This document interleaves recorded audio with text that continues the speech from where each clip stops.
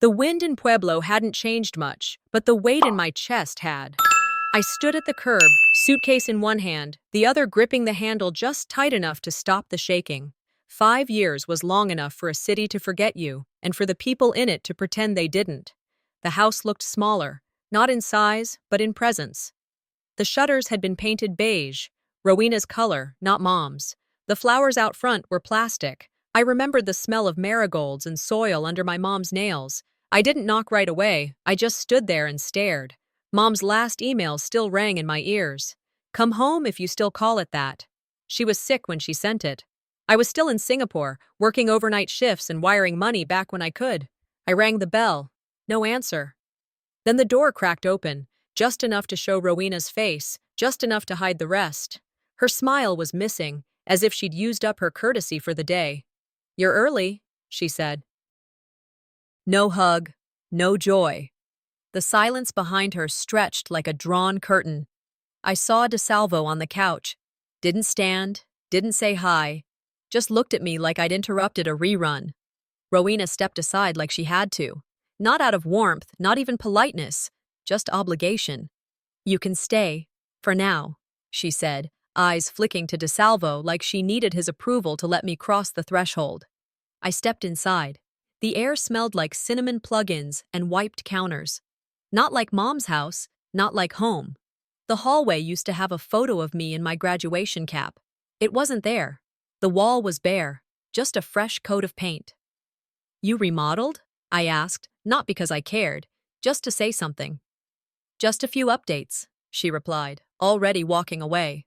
My room had become a glorified storage unit, boxes stacked neatly, guest towels folded on the bed. Rowena handed me a blanket. "The couch is more comfortable than it looks." I nodded, watching DeSalvo mute the TV just long enough to glance at me before turning the volume up again. A neighbor kid passed by the open door. He looked at me and said, "Is she the new cleaning lady?" DeSalvo laughed, didn't correct him, didn't blink. There was a photo on the mantel. Mom, Rowena, DeSalvo. My face, cropped out. I knew that picture. I took it. No one asked why I was back. No one asked how I'd been. They acted like I'd never left, but also like I'd never belonged. Dinner was quiet. No one asked me to set the table. No one made room. I stood in the kitchen, watching them pass salad like a script they'd memorized. Mom used to say, "Family isn't where you come back to. It's who waits for you." I wasn't waited for. I sat quietly, stirring my soup without tasting it. The silence wasn't uncomfortable. It was orchestrated. Too smooth to be natural. I kept my mouth shut. Not because I didn't have things to say, but because I knew better than to speak first in a house where every word gets stored as evidence. Later, I reached for a mug. Everyone had their own, labeled with names or initials. DeSalvo's said Best Dad. Rowena's had sunflowers and Queen of the House. Mine? Visitor. No one blinked when I took it. No one offered another. I held it like it was proof. Sipped slowly. Didn't flinch. Didn't let my hand shake. I wasn't offended. I was done pretending. This wasn't my home. It was a place full of people performing love for each other. I wasn't in the scene. That night, I walked to the front door. Opened it just enough to feel the air hit my face. Behind me, DeSalvo muttered, "Make sure she doesn't take anything." I turned back, met his eyes. Calm. Controlled. "I won't," I said. But I remember what was already taken. The day passed with an odd stillness, like a waiting room before bad news. No one spoke to me after breakfast, and I didn't go out of my way either. I helped myself to toast, avoided eye contact, and stayed mostly in the guest room, which used to be my bedroom. Late afternoon, Rowena knocked on my door. She didn't come in. "Dinner's at 6, she said through the door.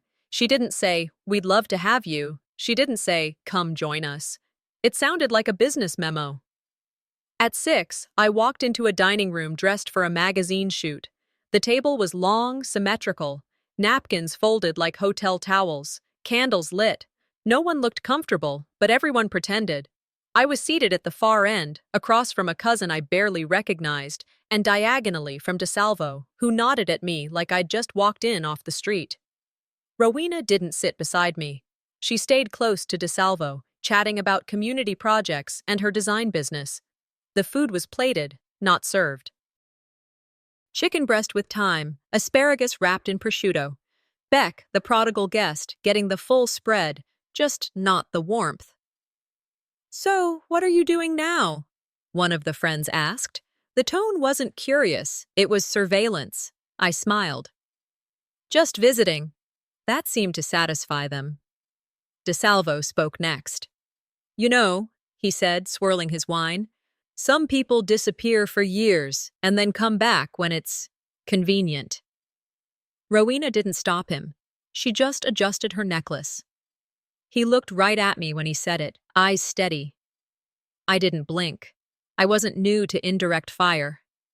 "Disappearing is easy," I said. "Staying gone is harder." He raised his glass. "Especially when you run out of other options." Someone laughed, not because it was funny, but because silence would have been harder. Then he added, "Only beggars come home without calling first." My hand was still on the wine glass. I didn't slam it. I placed it down, too carefully. It tilted.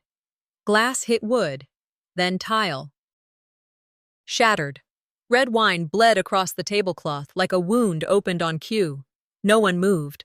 Rowena glanced at the mess like it embarrassed her, but not for my sake. For the optics. I stood up. "Sorry," I said, even though I wasn't. No one offered a towel. No one asked if I was okay. I walked out. In the bathroom, I washed my hands for too long. The mirror didn't lie. I looked calm, controlled. The kind of quiet that makes people nervous. I leaned in and whispered to myself, "Beggars don't bring bank accounts." When I returned, the topic had changed to home renovations and a trip someone took to Lake Tahoe. No one asked about the broken glass. I ate dessert I didn't taste. The tension had settled like dust. I was already erased. Again. Later that night, I walked past the kitchen and heard DeSalvo on the phone. "She's only back because she ran out of money," he said. "Don't worry, she won't stay long." He had it on speaker, either careless or cocky. I paused at the hallway, didn't say anything, just listened. I pulled out my phone, hit record for 12 seconds. Not for revenge, just memory, just proof. He'd already planted the story. That I was broke, that I was drifting. And maybe, in some way, that made him feel secure. If I was the beggar, he didn't have to be anything else. Back in the guest room, I stared at my bank app. 2.1 million. Sitting there, silent. It didn't matter. They didn't care what I had. They only cared what I looked like not having. I closed the app and opened my notebook. Wrote one line. "Let them finish the show. I'll own the theater." It wasn't anger. It was architecture. At midnight, I walked back to the kitchen. The wine glass, still in the trash. I pulled it out, wrapped it in a napkin, and placed it in the side pocket of my suitcase. "This was never about the wine," I said out loud. The couch hadn't softened overnight. I woke up stiff, half wrapped in a blanket that didn't reach my feet. From upstairs, I heard the sound of video games, Rowena's son yelling at his screen. The same room that used to be mine now hosted Fortnite marathons and snack wrappers. I sat up slowly, rubbing my back. No footsteps approached. No one asked if I wanted coffee. I checked my phone. No new messages. I opened my suitcase, dug out a pair of mismatched socks, and walked barefoot to the kitchen. Tap water and cold toast. That was breakfast. Rowena walked in, dressed like she was headed to a PTA brunch. She glanced at me, then the couch. "Hope that wasn't too rough." I just nodded. Walking past my old bedroom, I paused. Through the crack in the door, I saw my books, photo frames, a childhood trophy, boxed up, labeled in black marker. Misc. Storage. I didn't feel like a guest. I felt like a ghost. By mid-morning, I'd decided to visit the hospital. I needed to see Mom. Needed some tether to remind me why I was here. I arrived, signed in at the front desk, and gave my name. The nurse typed, then frowned. "You're not listed as immediate family." I blinked. "She's my mother." "I understand," she said kindly. "But your sister is listed as primary contact, her husband as secondary. I can't share any updates unless you're listed." I asked to speak to the doctor. Same answer. I walked out without arguing. That was the part that surprised even me. Driving back, I kept hearing Mom's voice in my head from our last video call. I put you as primary, baby, just in case. I believed her. I knew she meant it. So that list, it didn't just update itself. Someone made a decision. I remembered the rehab facility 3 years ago, after her fall. I was the only one who visited her daily. Rowena had been at a spa retreat. DeSalvo never showed.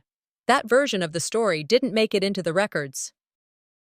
By the time I returned to the house, the garage door was open and Rowena's son was dragging a bin toward the curb. Mom says we're clearing out junk this weekend, he said cheerfully. You heading back soon? I said nothing.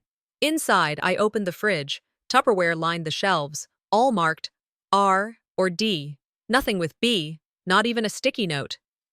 DeSalvo strolled in, car keys jangling. He tossed them on the table and smirked. You're quiet today. Just reading the writing on the wall, I said, walking past him. I stepped into my old room again, stood there for a beat.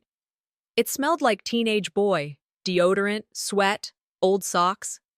I shut the door and leaned against it. That night, I went to brush my teeth. The downstairs bathroom was the only space where I could close the door and hear no one. While rinsing my mouth, I heard Rowena on the phone. Her voice was low, laughing. She's just here because she feels guilty. Probably regrets leaving everything behind. Another pause. Then she added, I gave her the couch. That's still generous, right? I didn't open the door. I just sat on the closed toilet lid and let the sting settle. Then I took out a notepad from my hoodie pocket. I wrote one sentence. You can't be erased quietly forever. No tears. Just air. Just a knowing. Back in the guest room, I opened my duffel. Inside was a plastic folder, blue, slightly bent, labeled Medical Proxy, 2018. I opened it, flipped through until I found the signature page, my name. First, bold. I stared at it for a few seconds, then zipped the folder shut and tucked it back. You changed the list, I said aloud to the ceiling.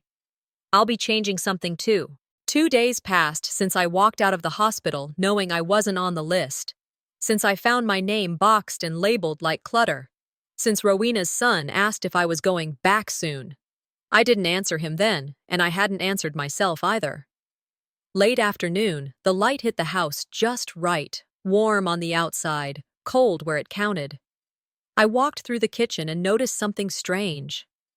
The magnets on the fridge, those cheap plastic ones Mom used to collect, were gone, replaced with neutral marble slabs that matched the backsplash.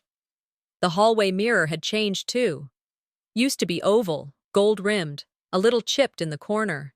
Now it was square, frameless, cold. I kept walking, my hand trailing the wall. Photos lined it. Rowena's wedding, DeSalvo's company event, their kid in every possible costume. None of me, none of Mom before she got sick. Just them, posing like they'd always been the story. I stepped into the laundry room and saw a folder on the shelf, barely tucked away. It was labeled Receipts Remodel. I opened it, not to snoop, but because I knew what I'd find. There it was, a transfer ID I recognized. I'd made that payment 3 years ago, labeled, For Mom, Bathroom Safety Renovation. Back when I still thought helping meant something. I went to my laptop and dug up the old email, found it, same number, same date.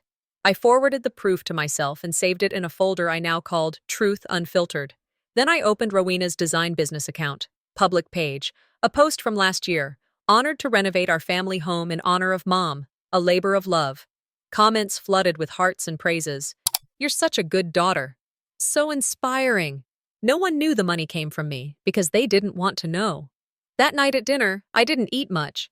DeSalvo poured wine and talked loud, like he always did when he needed attention. I just want to say, he said, raising his glass, I'm proud of Rowena. She's kept this house standing through everything. Without her, who knows where we'd be? People nodded, clapped lightly. I looked around the room. Walls I'd paid to repaint, floors I'd funded, lights I'd helped install long distance. A cousin commented, The remodel's beautiful, Ro. Rowena smiled. We worked hard for this, I said. Was it always your name on the receipts? Forks stopped moving. Glasses paused mid-air. DeSalvo cleared his throat. You were out of the picture. Someone had to build something. I didn't respond, didn't argue, just nodded. That silence landed harder than a speech. Later, I lay on the guest bed, scrolling through YouTube on my phone. A notification popped up. New video from Rowena Designs. It was a birthday tribute to Mom, one we'd created together 2 years ago. I watched it, waiting for the part where my voice came in, the video clip I'd sent from Singapore. It never showed. Instead, there was a new segment, Rowena and DeSalvo standing with a cake, giving a toast. To the woman who taught us everything, they said. My clip was gone, like I'd never existed in the moment. I searched through my files and found the original version, watched it again, just to feel the difference. I downloaded both. Renamed one, then, the other now. No anger, just documentation. By the next morning, I was no longer just watching, I was curating. I printed screenshots, logged file names, timestamps, email threads. I made a spreadsheet, contributions versus claims. Every wire, every dollar, every memory replaced with performance. Rowena passed by the den and saw the printer whirring. Big project? She asked. I looked her straight in the face. Sorting receipts. She laughed, nervous. You always were so organized. DeSalvo peeked in a few minutes later. Plotting something? I smiled. Rebuilding. You'd understand. That night I walked past their bedroom door. Laughter inside, muffled but sharp. She still thinks being quiet means she's being noble, Rowena said. Wait till she realizes. I didn't stop walking. I didn't need to. In my room, I opened the laptop and started typing. You built this house on my silence. Let's see what it does to your voice. Wednesday morning started with a favor. I offered to pick up groceries, not to be nice, not anymore, but to get out of that house for an hour. Breathing in public air felt like detox. At the checkout, I swiped my card without thinking. Declined. I tried again. Declined. I pulled another from my wallet. Approved, instantly. No scene, no panic. Just a quiet click in my chest I'd felt before. Back when something shifted inside and no one noticed but me. Back in the car, I called the bank. The automated voice read off a list of recent actions. Flagged. Frozen. Linked to a joint account with Rowena. An account we'd set up back when I moved overseas. Supposed to be for Mom's needs. Co-managed, Rowena had said. Just for safety. I didn't close my eyes. I didn't curse. I thanked the rep and hung up. That account was mine. But it had always been more useful to them than to me. Back at the house, I unloaded the groceries into silence. Rowena and DeSalvo were at the kitchen island, thumbing through paint samples and renovation estimates like we were planning a community center instead of dividing a life. I think the garage could be converted into an office, Rowena said. For what? I asked, setting down a bag of apples. Storage for Mom's boxes? DeSalvo didn't even look up. You live here rent-free and still think you get a vote? Rowena didn't flinch, just sipped her tea. I stared at both of them. No smile, no snark, just silence. Then I walked out of the room without touching the apples again. Upstairs, I sat on the edge of the bed, guest room again, and thought about every check I'd sent, every emergency fund I'd created, every wire transfer with the word "for Mom" in the notes. All of it had come through that account. They never thanked me, but they cashed it all the same. They didn't see it as mine. They saw it as useful. That was the real betrayal, not the frozen card. Not the lack of defense, but the fact that to them, I was never a partner, just a pipeline. I opened my laptop, logged into my statements, pulled emails, downloaded PDFs, every date, every amount, every recipient. I titled the spreadsheet, "What I Brought to This Table," and I printed it. No plan yet, no grand reveal, just instinct. That room didn't feel like a guest room anymore. It felt like preparation. That evening, I walked through the kitchen again. The spreadsheet, printed and stacked, was on the counter. I left it there on purpose. Rowena walked in first, picked it up, scanned, folded it, said nothing. DeSalvo followed, looked over her shoulder. He grinned. Well, someone's keeping score now. I filled a glass of water at the sink, turned around slowly. You treat silence as surrender. That's your mistake. He didn't respond, neither did she, but the air changed, like they'd finally realized the floor under them wasn't as solid as they thought. And that night, the hallway creaked like it was listening. I lay awake for a long time. Then, just after midnight, I opened my bank app again, not to check the balance, to close the account. I canceled the card, removed Rowena's access, turned on every alert, every notification, every lock. The money wasn't the point. It never was. It was about agency, about control, about the lie they kept telling behind my back while smiling to my face. I didn't come back to fight, I said into the quiet of the room. But you left me no choice. I stepped into the garage looking for a screwdriver. That was the excuse anyway. I hadn't been out there since I came back. The air was different, drier, full of dust and unfinished things. The garage had always been Mom's space. Organized chaos, tool drawers, old holiday bins, and the folding table she used to set up for crafts. Now it felt like a warehouse for things no one wanted to admit had meaning. Boxes were stacked along the wall, some marked with masking tape, Holiday, Rowena, Misk. One, in red marker, said, to discard. I stood still for a moment, then opened it. Inside were journals with Mom's handwriting, letters I'd sent from overseas, a photo of us from a road trip to Moab, folded in half. On top was a post-it. Not needed, declutter. I closed the box gently. I didn't cry, not because it didn't hurt, but because this kind of pain didn't surprise me anymore. My phone buzzed mid-morning. Aunt Elaine. I want to meet, she said, voice low. Diner by the Shell station, noon. She didn't offer more. I drove out, parked under the sign I hadn't seen in 10 years. Same cracked booth in the corner, same smell of burnt coffee and old syrup. Elaine was already there. A manila envelope sat in front of her. She didn't say hello, just pushed it across the table. You should have this. I opened it slowly. Inside, copies of legal forms. Medical power of attorney. A notarized letter from Mom giving me joint rights to the house.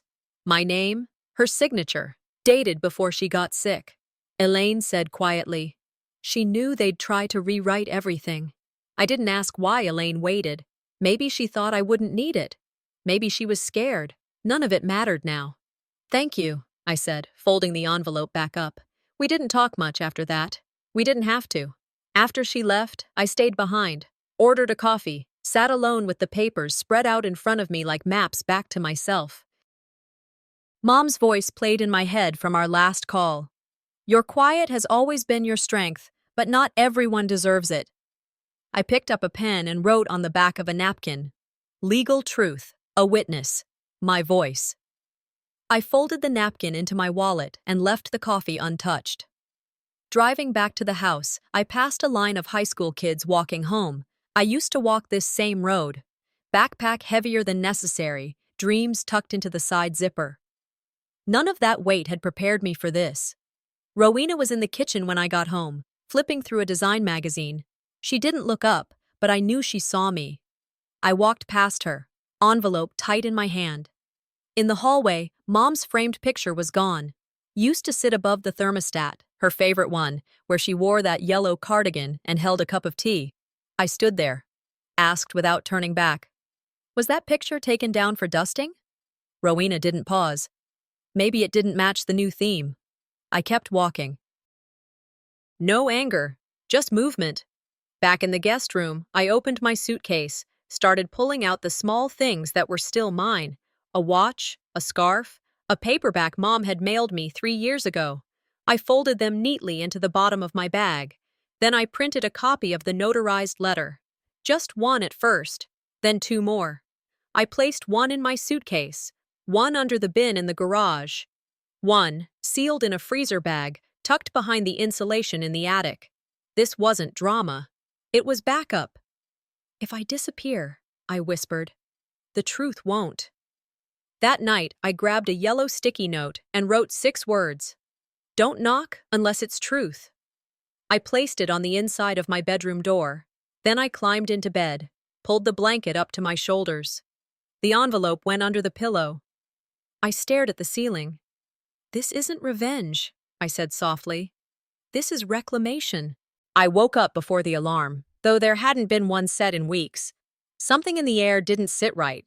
The house was too quiet in a deliberate way, like someone had rehearsed it. The table was dressed with fresh flowers, the kind you get from the grocery store last minute when company's coming. There were scent diffusers along the hall. The blinds had been adjusted just enough to let in controlled light, not too bright, not too moody. At breakfast, Rowena stirred her oatmeal like it owed her something. DeSalvo poured his orange juice and talked about local zoning changes like we were on a city council call. Neither looked at me for more than 2 seconds. On the edge of the dining table sat a clipboard with clipped forms, positioned neatly but left within view. I didn't touch it, but I saw it. And I wrote one line in my journal before I opened my laptop. "Today smells like pretense." Mid-morning, I got an email notification from an old system I hadn't logged into in a while, my notary platform. "Activity detected, signature review," the subject read. I tapped in. At first, it didn't register. Then the details clicked into place. Rowena's name, filed property transfer, pending buyer signature, and my name, marked as prior co-owner, already signed. Verified. I hadn't touched that file. That signature wasn't mine, but it was close enough for someone to say, "Must have been digital error," if it came up in court. I screenshotted everything, the fake signature, the metadata, the timeline, clean work, but not cleaner than my memory. The hallway felt narrower as I paced, restless. My eyes caught the family photo on the wall, one of the only ones that hadn't been swapped out. Except this one wasn't right either. It was the same shot we'd taken on Mom's last birthday, the one where she wore that purple scarf and sat in the middle like royalty. But my part of the frame? Gone, cropped out. Her hand floated where my shoulder had been, resting on empty air. I took the frame off the wall. On the back, a note was taped. "Use alternate print for guest view." I didn't cry. I laughed. Once. Quiet, sharp, final. By lunch, the printer in the den hummed as I loaded documents. I didn't knock. Just walked into the kitchen with the paperwork and laid it on the island counter. Rowena was flipping through a magazine. DeSalvo stirred sugar into his coffee. They both stopped. "What's that?" he asked. "Forgery," I said. "Unauthorized sale. Retroactive fraud." He gave that half-chuckle he used when he wanted to mock without commitment. "That's not what it looks like." I nodded. "Then it's worse." Rowena went pale. Her lips parted, but nothing came out. I slid another sheet toward them. Metadata on the forged signature, screenshot of the submission date, audit trail, my real signature for comparison. They said nothing. I didn't need them to. "I suggest you call your lawyer before I call mine." I turned and walked out. In my room, I scanned everything and emailed it to my attorney. Subject line, proactive protection. I slipped the originals into an envelope, folded it into the side compartment of my bag, then zipped it. Minutes later, Rowena knocked on my door. Didn't open it. "You don't have to go this far." From behind the door, I said, "You already did." That night, the house made no sound. No footsteps.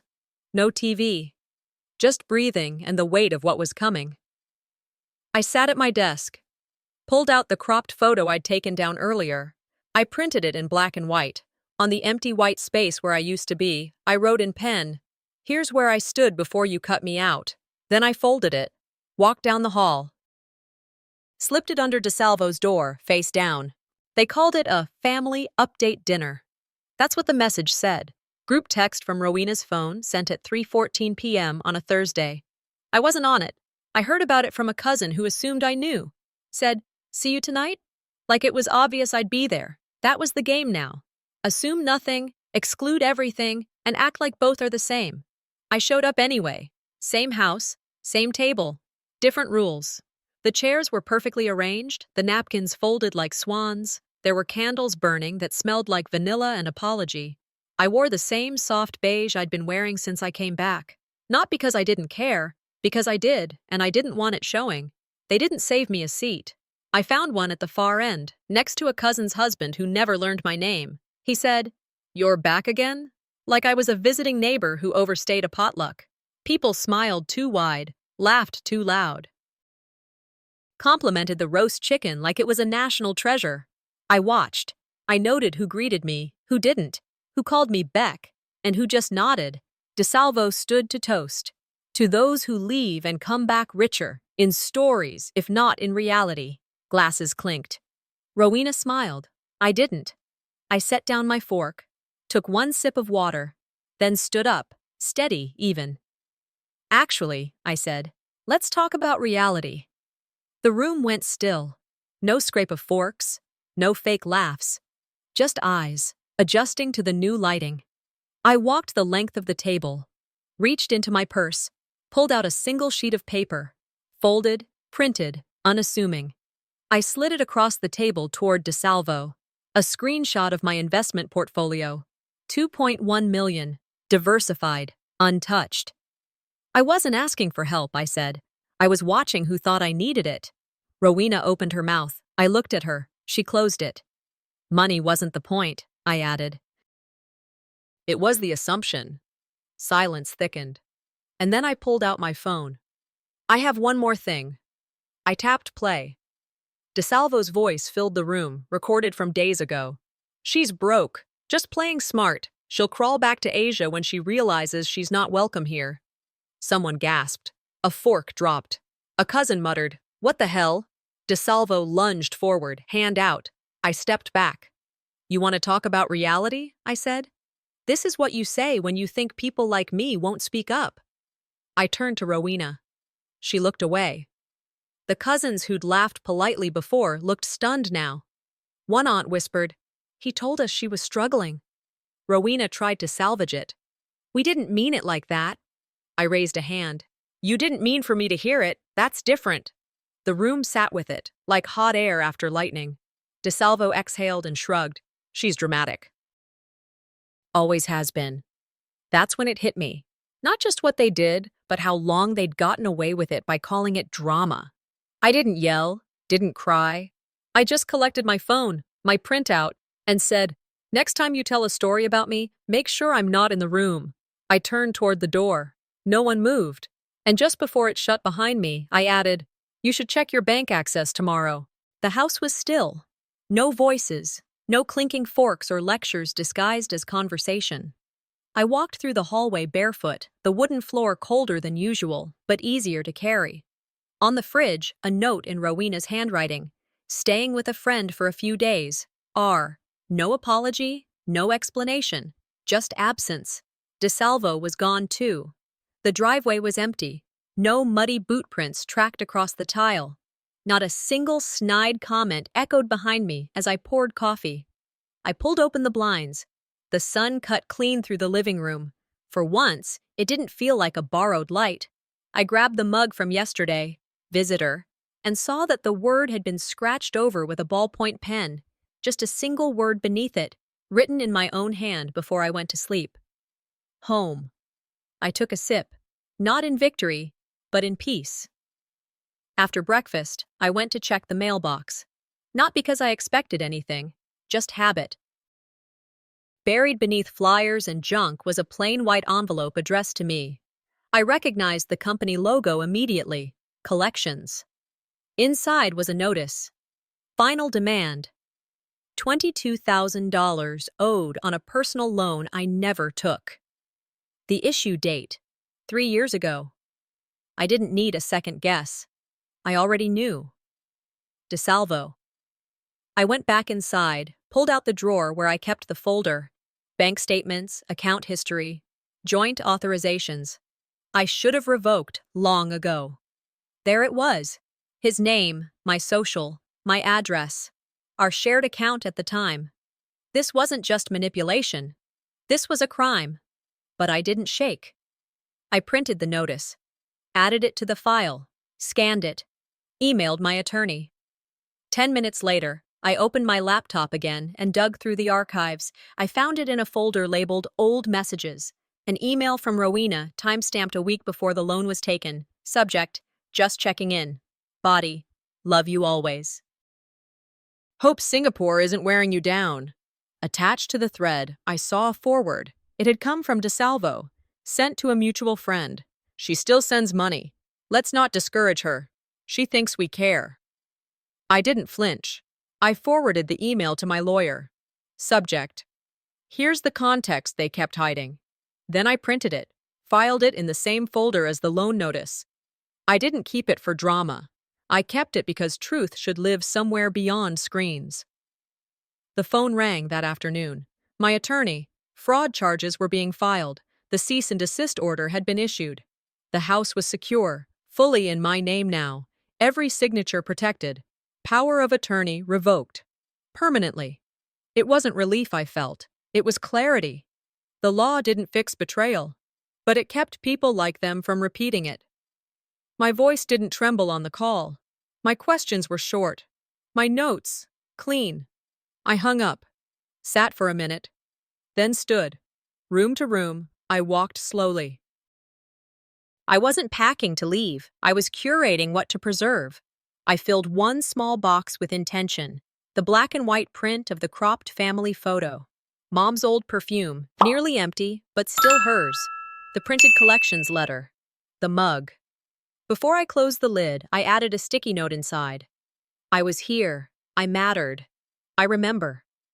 I carried it up to the attic, tucked it into the back corner, behind the winter blankets, not to hide it, just to make sure it stayed.